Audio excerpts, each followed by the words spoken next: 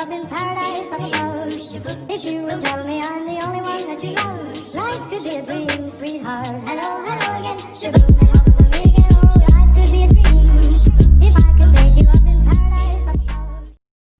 Hello everyone, and welcome back to my channel. This is a series I have running on my channel where I school mine and my clients' horses and talk you through the process. Today I'm going to be working with a project horse, a 12-year-old Connemara Cross Welsh Section C named Wisp. My aim is to sell her as a child show pony, and she shows promise on the flat and over smaller fences. What she really needs help with is gaining confidence over the bigger fences. If her future little jockey grows up and wants to compete at a higher level, I'd like them to have a horse that can take them there. But enough of me rambling, let's go get her ready.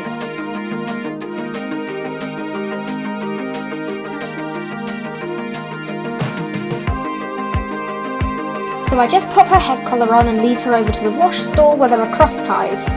The wash stall's been decorated for Christmas, and although it's cute, I've already had about 3 different horses spook on me. Her tack is pretty simple. She has an older jumping saddle from Rex Stamper in, I believe, the colour Hazelnut with the matching bridle, and I currently work her in a loose ring snaffle. She has some combo brushing and tendon boots in a nice purple colour and this cute matching saddle pad from Yorvik City Mall. I also put a red ribbon in Wisp's tail as she can be a little grumpy with other horses coming into her space. It's more a courtesy thing than anything else, as she's really not that bad. I do make sure to tighten her girth a few holes before I get on, and then we have a short ride down to the arena that gets her nice and ready for work.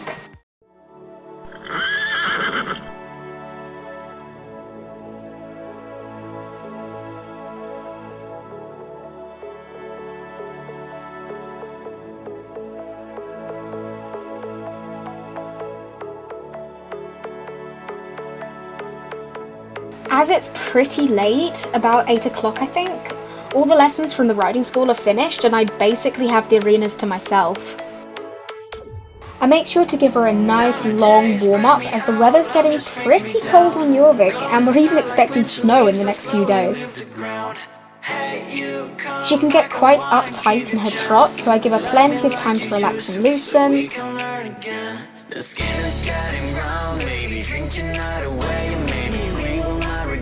You will not regret me. Laying down under the sun, burning love cause we are young. No one tells us what's done wrong, cause it's just She did break during our trot circle, but I was quick to correct her and she didn't do it again.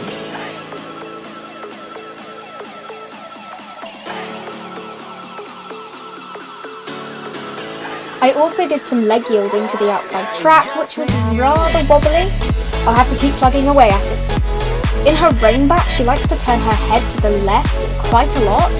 It's a habit she has that I'm struggling to correct, and I'm not quite sure why she does it. Moving up into canter, I start with a shallow loop that helps prepare her for counter canter.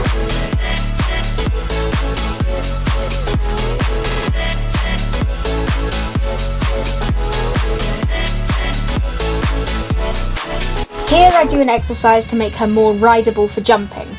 I do a 3-loop serpentine and canter, asking for a more collected canter around the turns, and then pushing her on into a quicker, longer stride along the straight lines.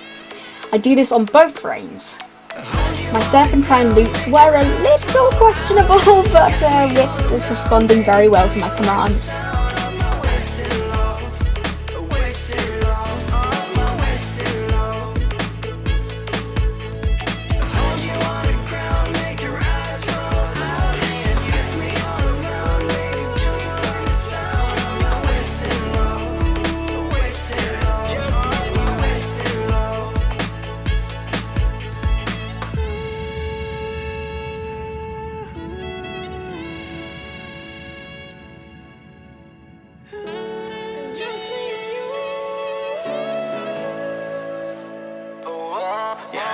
After about 20-25 minutes, I was happy that we were ready for jumping, so I made my way over to Arena B and walked her around a few times so she could see all the jumps. I started with a small cross-pole from trot and then from canter on each rein.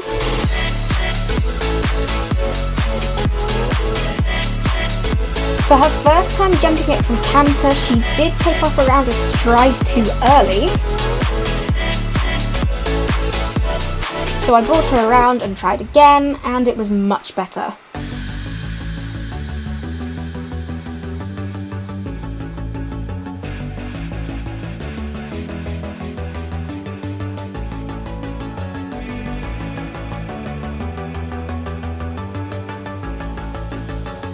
I start with the canter slow and collected, though still with plenty of impulsion, as I want her to be easily controllable for a younger rider, and learning to rush to a jump wouldn't help with that at all. Now I try this related distance set on a curved line, keeping the jump small until Whisper's had a few good experiences in the arena. She really does give a lovely feeling over the fence and in the canter.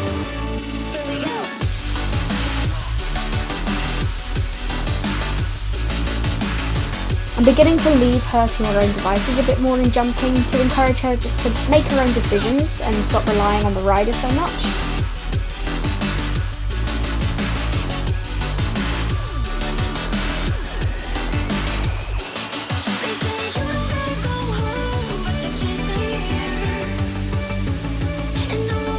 She comes in very close to this upright but still manages to clear it.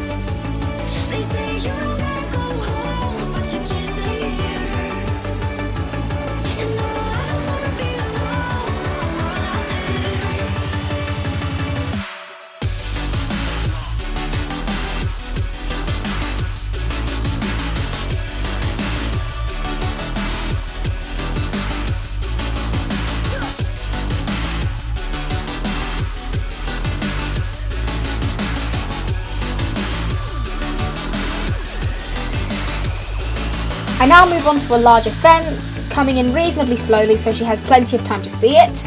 I made sure to keep her canter bouncy and light so she'd have more than enough impulsion to get over, and she did, but she was very sticky.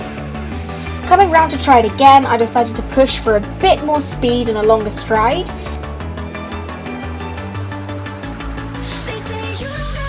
She hesitated before the jump but still cleared it, and had an excited buck to congratulate herself. Pretty soon she was clearing this jump with no hesitation, and I started to string a few together. Although Wisp had plenty of time to see this green vertical, I think she was looking for a little reassurance from me, and trying to get her to think independently, I didn't give her any. So she refused. I tried to get her to walk up to it and she reared, which kind of caught me off guard. I honestly think she was upset with herself, so instead of making her stand and look at the jump for a minute, I came straight around and tried it again.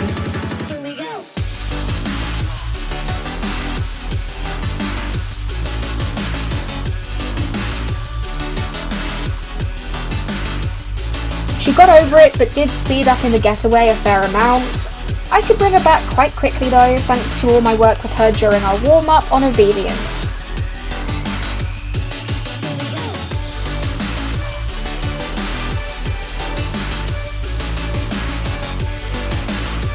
I don't know what it was about this green vertical, but she took offence to it for a while and refused to jump it sensibly.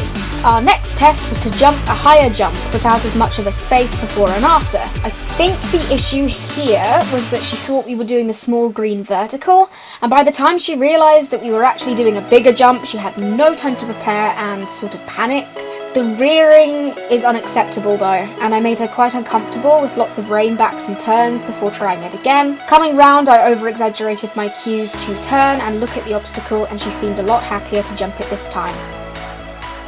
I actually asked her a little question by coming straight to the yellow vertical after the red, and she basically made my day by jumping it perfectly.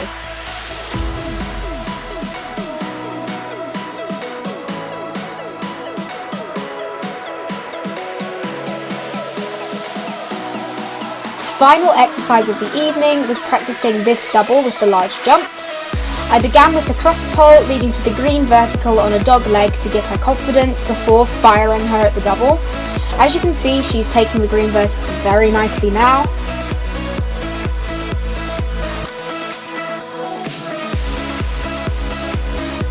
Coming into the double, she backed off considerably once she realised there was a second jump, but I kept my aids firm and she did make an attempt to jump the second part. We knocked the top rail, but I was very, very pleased that she hadn't just stopped.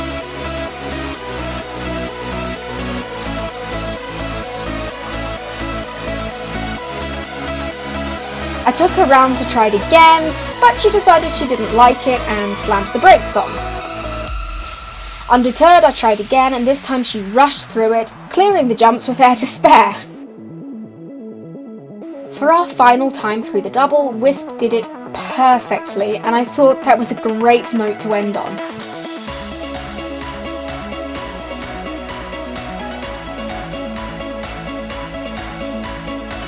Just to cool her off, I walked her back to the stables on a nice long rein.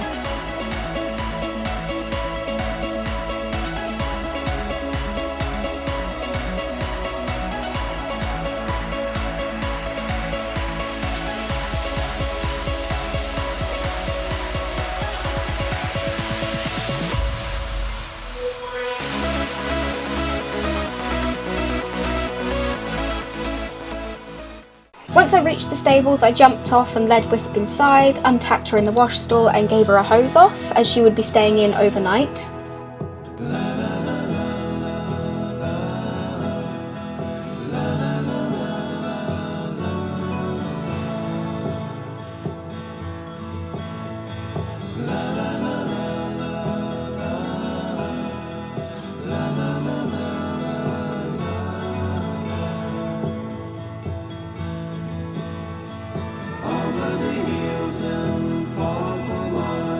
She's waiting for love to be realized. I'll send her my heart covered as a gift, and hope that you'll take it into her side. She's so dramatic when her head collar comes off. She of course gets an apple for being a good girl. Overall, I think we accomplished quite a lot in today's session. I'll have to keep an eye on that rearing habit, but I think I can nip it in the bud before it starts to become a vice. In the new year, I'm going to have a cracking little pony to sell. Thank you so much for watching. I'll see you all next time.